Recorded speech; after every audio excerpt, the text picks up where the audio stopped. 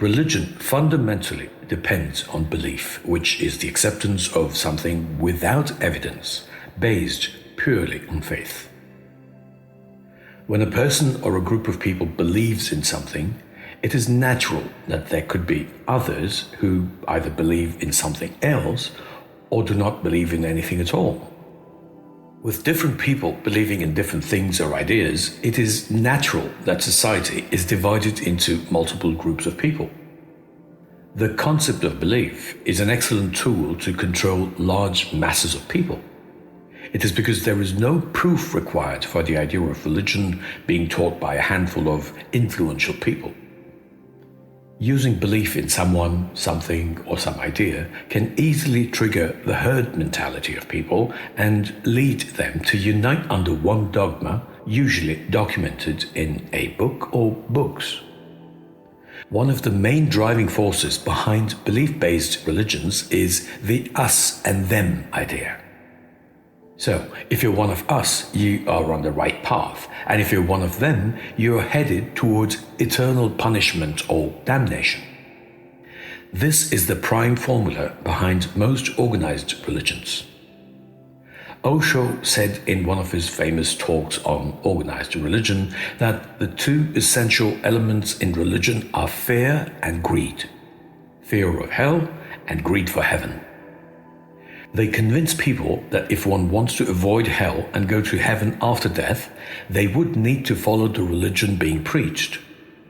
The priest who teaches religion works for the ruling establishment, and that is how hierarchy and control are exercised.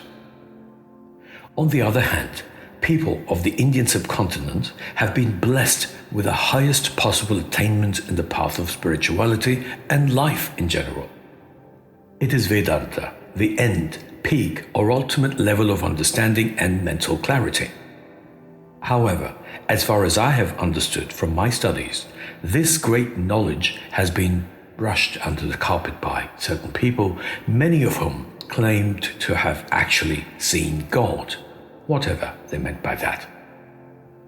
They started their own dualistic groups with their own chants, rituals, symbols, and terminology, thereby leading entire generations deeper and deeper into the abyss of ignorance, of which the result can only be fears, confusion, division, hatred, wars, and all other such destructive outcomes of ignorance.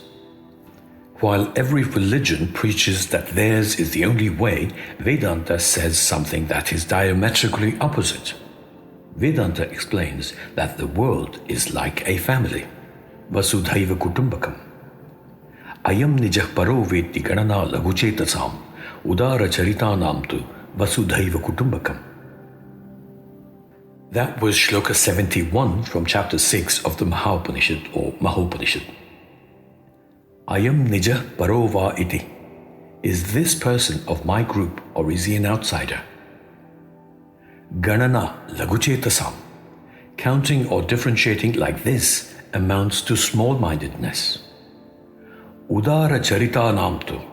For those of noble character, vasudhaiva kutumbakam. The world is like a family.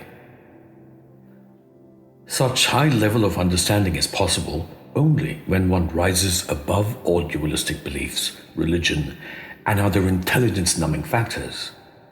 Krishna says it clearly in Shloka 245 of the Srimad Bhagavad Gita.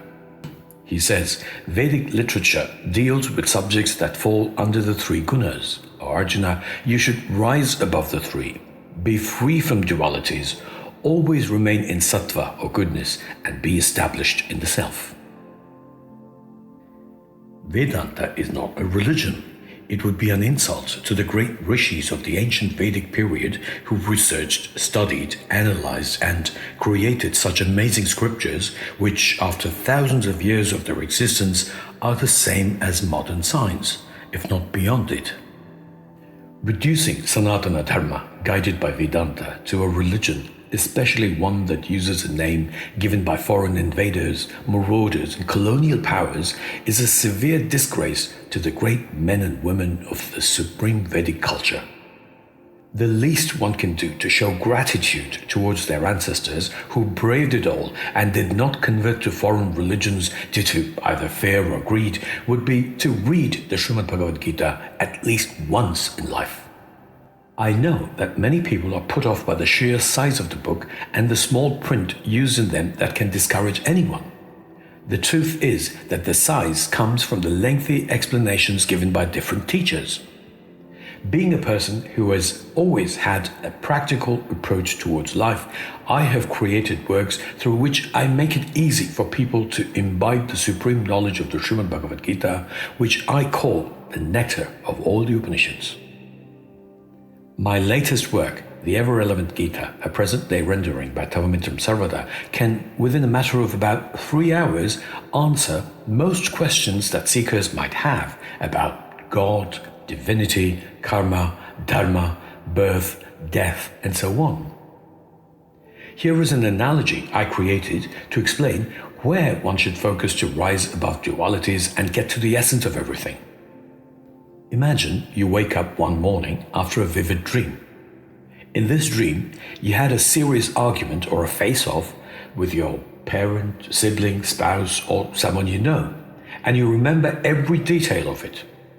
Now, once you wake up, would you spend time thinking or analyzing why the person in your dream spoke and treated you the way they did? Or would you dig into yourself and try to locate what incident or thought of yours could have caused the dream in the first place? That's right. Get to the bottom of things to understand them well. And that means getting to the bottom of your own thoughts through self-analysis or introspection.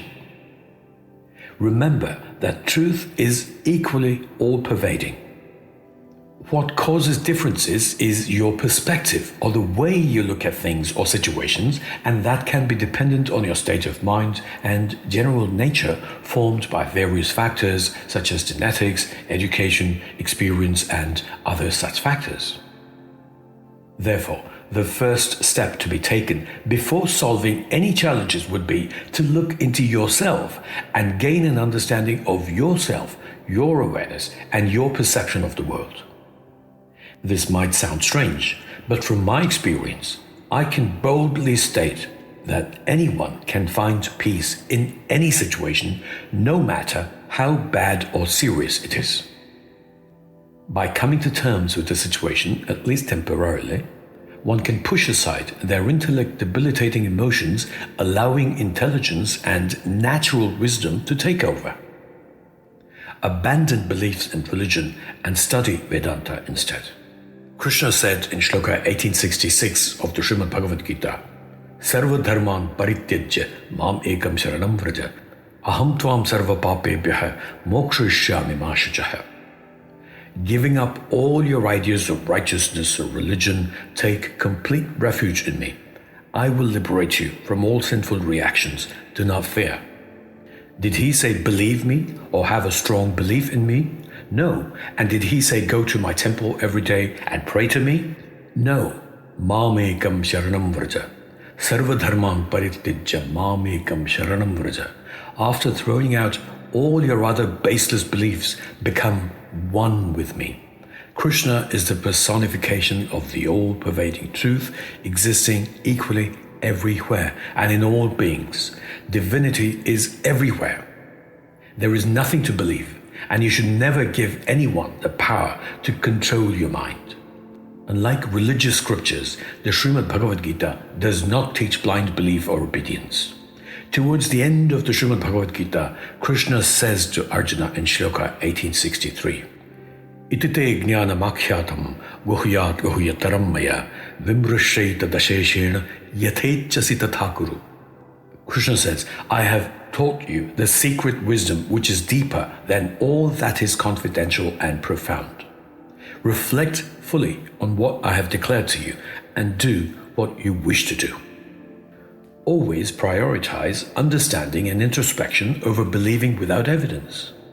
In just 3 hours and 10 minutes, you can complete my latest work, the ever-relevant Gita, a present-day rendering by Tavamithram Sarvada, and experience a transformation that will leave you feeling fearless, powerful, peaceful, and divine.